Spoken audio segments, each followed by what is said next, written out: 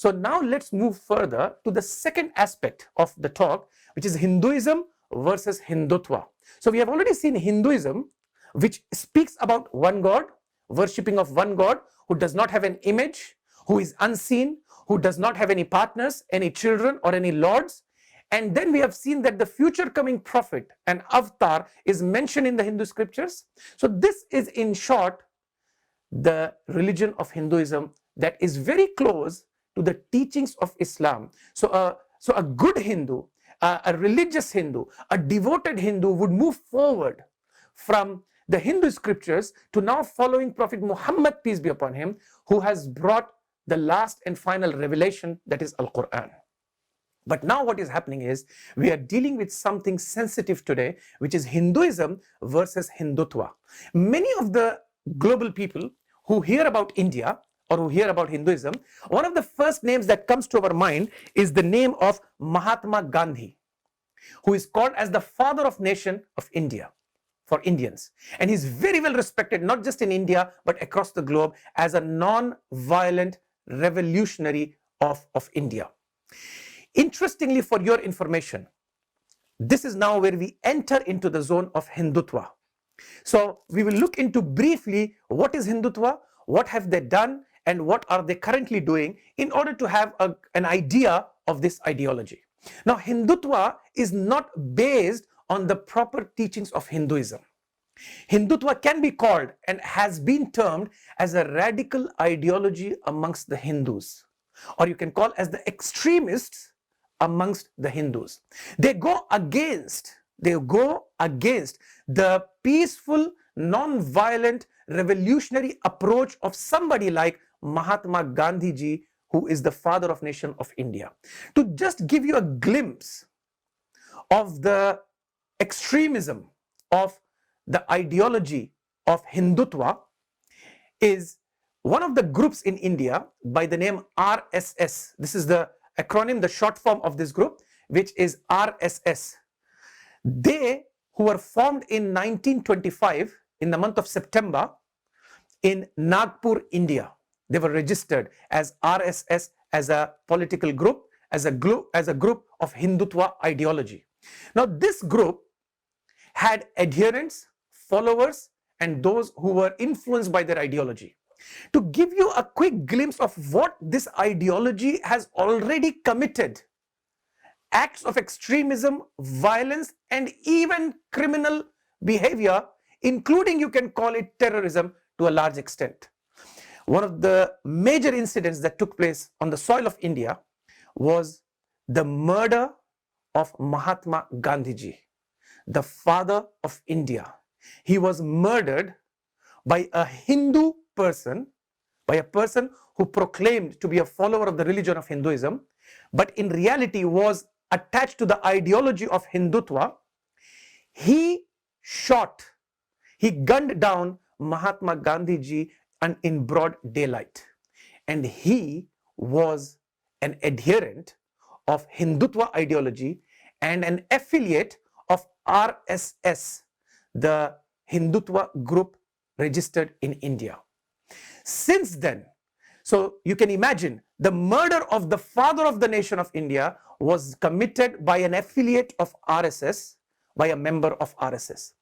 Interestingly, now this murderer of India, this criminal who was persecuted by the Indian courts, today by the same group RSS, who is now having free reign in India, has made temples in his name, praising him, appreciating him, to the extent that some of the ministers in India today have called this murderer as somebody who should be worshipped, as somebody who should be taken as an ideologue, as somebody who should be taken as a role model for the modern day Hindus. This, I say, has got nothing to do with the religion of Hinduism, but is the ideology of Hindutva to a certain extent. Now, coming from the idea of RSS, as I mentioned, this is one of the platforms of Hindutva extremist ideology.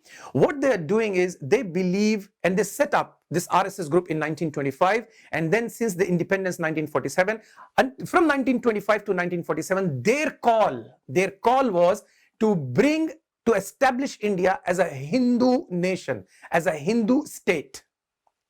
And one of their approaches of that was, when the entire Indian subcontinent, Indians, modern day Pakistanis, Bangladeshis, they were all one country, India, and they were fighting against the British Empire. While they were fighting against the British Empire, the Indian Muslims, the Indian Hindus, the Indian Christians, Sikh, Jains, Buddhists, as well Jews of India were all united against the Britishers to get India freed from the slavery and the conquer that was committed, the atrocities that were committed by the Britishers. But RSS was one of the only groups which did not fight against the British government, against the East India Company, against the conquerors who were Britishers, who were firm in India. RSS did not fight the war of independence until 1947. And their call was to establish a Hindu state. When they saw that Mahatma Gandhi, Pandit Jawaharlal Nehru, the first Prime Minister of India, and other secular Indians did not approve their ideology, one of their affiliates went to kill Mahatma Gandhi. Since then, they have been in India. They were banned for a couple of years after that, but then they were then given permission to practice or to preach. So they have got members, they have got what you call sevaks, who gather together and who do certain trainings of weapons, and they also train themselves in various other martial arts, and they do various other works in the community as well. So they reach out to the people, and they reach out to the community, and they've been doing that since almost now last 95 years. Now, since the recent elections in 2015 and the new political government BJP which came into the power, it has got relationships with RSS, and since then RSS has become much bolder and has got a much more free reign in India as of today. Some of the incidents that we have heard, or probably many of the people who have heard, is that there is mob lynching across India. So eating of cow meat has now become a controversial issue, because many of the Hindus believe cow to be a god whom they worship. So RSS has now tapped onto this subject and tried to get cow meat, cow slaughter banned in India. And if anybody is blamed, wrongfully blamed, of eating any meat, and they may be blamed of eating cow meat, and they may be attacked in the middle of the streets, and there have been several dozens of incidents where innocent Muslims have been killed by mob lynchings. So these mob lynchings are committed by those who are affiliated to or who are related to what you can call Hindutva ideology, which is an extremist, violent ideology that is perpetrating in some parts of India as of today.